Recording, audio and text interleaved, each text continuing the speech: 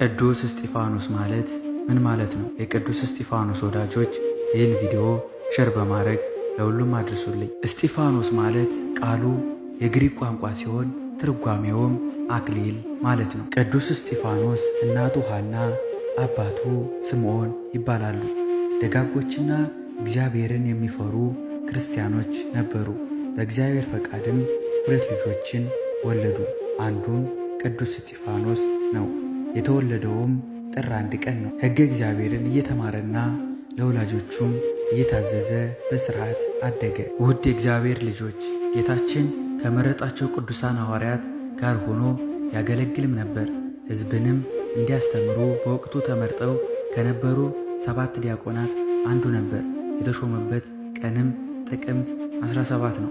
በጣም ጎበዝና ያወቀውን ላላወቁ ለማሳወቅ የሚተጋ ታዛዥ ቅን አገልጋይ ነበረ።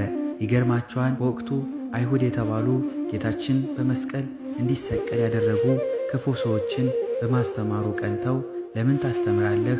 ለምንስ ክርስቶስን ስም ትጠራለህ? እያሉ ተቃወሙት። እርሱ ግን በትሕትና ሆኖ ከስህተት መንገዳቸው እንዲመለሱና በማስተዋል እንዲጓዙ ይመክራቸውም ጀመር። በአንድ ወቅትም ናዖስ የተባለ ጠንቋይ በምታት ሰዎችን እያሳተ ሳለ ቅዱስ እስጢፋኖስ ከዚህ ባዕድ አምልኮ እንዲመለሱና በእግዚአብሔርም እንዲያምኑ አስተምሮ ምዕመኑን ወደ ክርስትና እምነት አመጣቸው። በዚህም ጊዜ በሰውየው ላይ ያደረው ሰይጣንም ተበሳጨ። ጠንቋዩን ናዖስንም በምትሃት በአስማት አንድን በሬ እፍ ሲልበት ለ2 ክፍል አለ። ከዚያም ሕዝቡ ይህን ሲያይ እውነት መሰላቸውና ጠንቋዩን ሊከተሉት ልባቸው አመነታ። ቅዱስ እስጢፋኖስም እግዚአብሔር በተሰጠው ታምራት የማድረግ ሥልጣን ያንን የሞተ በሬ አስነሳውና በሰው ቋንቋ እንዲናገር ናዖስንም እንዲጠራው አዘዘው። በሬውም ሂዶ ናዖስ እስጢፋኖስ ይጠራሃል አለው። ሰዎችም ይህን ታምር ሲመለከቱ እኛ በቅዱስ እስጢፋኖስ አምላክ እናምናለን ብለው ወደ ክርስትና ሃይማኖት በመምጣት ከስተት ተመለሱ፣ ወደ ሕይወትም ገቡ። ጌታችን አስቀድሞ በትምህርቱ በእኔ የሚያምኑ እኔም ማደርገውን ያደርጋል በማለት እንደገለጸው የተለያዩ ታምራትን ያደርግ ነበር። ከዚያም በዚህ ቀኑበት። የሐሰት ክስና ባልሰራውም ጥፋት ሰደበን፣ የሙሴ ኦሪት ሕግን ሻረ በማለት ከሰሱት። የሐሰት ምስክሮችንም አቆሙበት፣ ፈረዱበትም። አይሁድ በሕጋቸው ወንጀለኛ ነው የሚሉትን ሰው የሚፈርዱበት በድንጋይ ተወግሮ እንዲሞት ነበር። ቅዱስ እስጢፋኖስም ላይም ይህን ፍርድ ፈረዱበት። እውነትን በማስተማሩ ስለ ክርስቶስ በመመስከሩ ጠንቋዮችን፣ ሐሰተኞችን በመቃወሙ ወንጀለኛ ነው፣ ሕጋችንም ተላልፏል፣ ሰድቦናን በማለት በድንጋይ ተወግሮ እንዲሞት ፈረዱበት። ከዚያም ከከተማዋ በስተ ውጭ አውጥተው ድንጋይ እያነሱ ይወግሩት ይደበድቡትም ጀመር። በጣም ብዙ ድንጋዮችንም ተከመሩበት። የሚገርማችሁ በድንጋይ እየወገሩት እየፈነከቱት ሲያደሙት፣ እርሱ ግን ስለ እነርሱ ይጸልይ ነበር።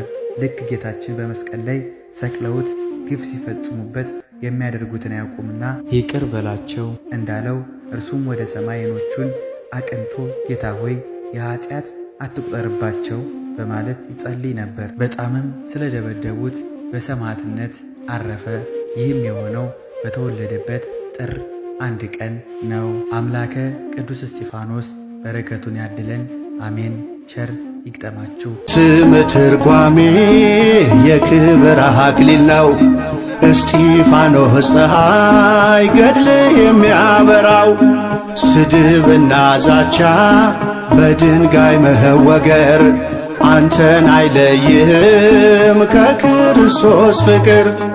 እስጢፋኖስ ሰማዕት ሊቀ ዲያቆናት ለምእመናን የተሾምክ እስጢፋኖስ ሰማዕት ሊቀ ዲያቆናት ለምእመናን የተሾምክ የአምላክን ትእዛዝ በሥራ የፈጸምክ የአምላክን ትእዛዝ በሥራ የፈጸምክ ዲያቆናት ሁሉ በዓል ነው። ምክንያቱም ጥቅምት 17 ሊቀ ዲያቆናት ወቀዳሜ ሰማዕት ቅዱስ እስጢፋኖስ ዲያቆን ሆኖ የተሾመበት ዕለት ነውና እኛም የሱ ምሳሌ ነንና እንኳን አደረሰን፣ እንኳን አደረሳችሁ።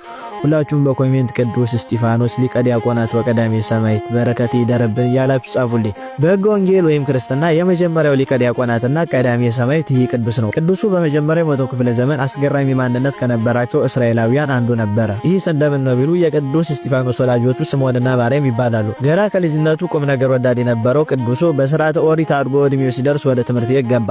የወቅቱ ታላቅ መምህር ገማልያል ይባል ነበር። ይህ ሰው በሐዋርያት ሥራ ምዕራፍ 5 ቁጥር 33 ላይ ተጠቅሷል። በትውፊት ትምህርት ደግሞ ይህ ደግ ትልቅ ሰው በርካታ ቅዱሳንን እስጢፋኖስን፣ ጳውሎስን፣ ናትናኤልን፣ ኒቆዲሞስን አስተምሯል። በጌታችን መዋዕለ ስብከት ጊዜም ከፈጣሪያችን ከኢየሱስ ክርስቶስ ዘንድ እየቀረበ ይጫወት ነበር። በፍጻሜውም አምኗል። ወደ ቀደመ ነገራችን እንመለስና ቅዱስ እስጢፋኖስ ከዚህ ምሁር ዘንድ ተምሮ ኦሪቱን ነቢያቱን ጠንቅቆ ወጣ።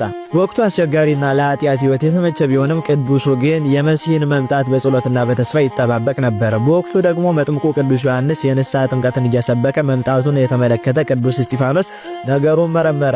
እግዚአብሔር ሆኖ ቢያገኘው የመጥምቁ ዮሐንስ ደቀ መዝሙር ሆነ። ለ6 ወራትም በትጋት ቅዱስ ዮሐንስን አገለገለ። ለ6 ወራት ከቅዱስ ዮሐንስ ዘንድ ከተማረ በኋላ ለስም አጠራሩ ስግደት ይድረሰውና ጌታችን ኢየሱስ ክርስቶስ ተጠመቀ። በወቅቱ የተደረገውን ታላቅ ተአምር ልብ ያለው ቅዱስ እስጢፋኖስ መምህሩ ቅዱስ ዮሐንስን እንዲያስረዳው ጠየቀው። ከኔ ይልቅ ከፈጣሪው አንደበት ይስማው በሚል ላከው። ቅዱሱም ከጌታ ዘንድ ሄዶ እጅ ነስቶ ተማረ። ሉቃስ 6:18 በዚያውም የጌታ ደቀ መዝሙር ሆኖ ቀረ። ጌታም ከ12ቱ አርድእት አንዱ አድርጎ ለአገልግሎት ላከው። አጋንንትም ተገዙለት። ሉቃስ 10:17 ቅዱስ እስጢፋኖስ ጌታችን መድኃኔዓለም ከዋለበት እየዋለ ካደረበት እያደረ ወንጌልን ተማረ፣ ምስጢር አስተረጎመ።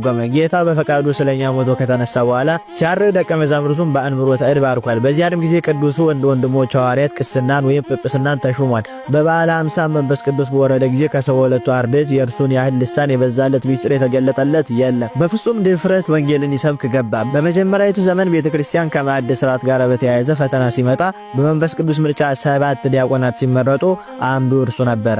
አልፎም የ6ቱ ዲያቆናት አለቃ እና የ8000 ማህበር መሪ አስተዳዳሪ ሆኗል። 8000 ሰውን ከአጋንንት ፈተና መጠበቅ ምን ያህል ከባድ እንደሆነ ለማወቅ አባቶቻችንን መጠየቅ ነው። አንድን ሰው ተቆርቁሮ ለድህነት ማውቃት እንኳን እጅግ ፈተና ነው። መጽሐፍ እንደሚል ግን መንፈስ ቅዱስ የሞላበት ማይደር እግዚአብሔር ነውና ለእርሱ ተቻለው። ሐዋርያት 6:5 አንዳንዶቻችን ቅዱስ እስጢፋኖስ ሊቀ ዲያቆናት ሲባል እንደ ዘመኑ ይመስለን ይሆናል።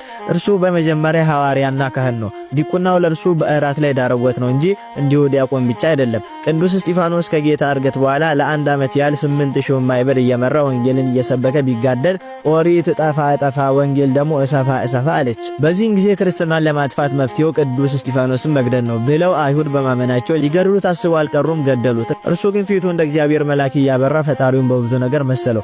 በመጨረሻም ስለ እነርሱ ምሕረትን እየለመነ በድንጋይ ወገሩት። ደቀ መዛሙርቱም ታላቅ ለቅሶን እያለቀሱ ቀበሩት። ይህች ጥቅምት 17 ዕለት ለቅዱስ እስጢፋኖስ በዓለ ሲመቱ ናት የተሾመባት። መጽሐፍ ቅዱስ እንደሚለን ሙሉ ጸጋው ሞገስና ጸጋ የሞላለት ሐዋርያት 6:5 ቅዳሴ ማርያም ላይ ይናገራል። የ6ቱ ዲያቆናት አለቃና የ8000 ማይበር መሪ ሆኖ ተመርቆ እንደሚገባ አገልግሏል። በሰማይ ባለችው መቅደስም የሚያገለግለው በዚህ ማዕረጉ ነው። የቅዱስ እስጢፋኖስ በረከቱ በሁላችን ሕዝበ ክርስቲያን ላይ ይደርብን። ይቆይ።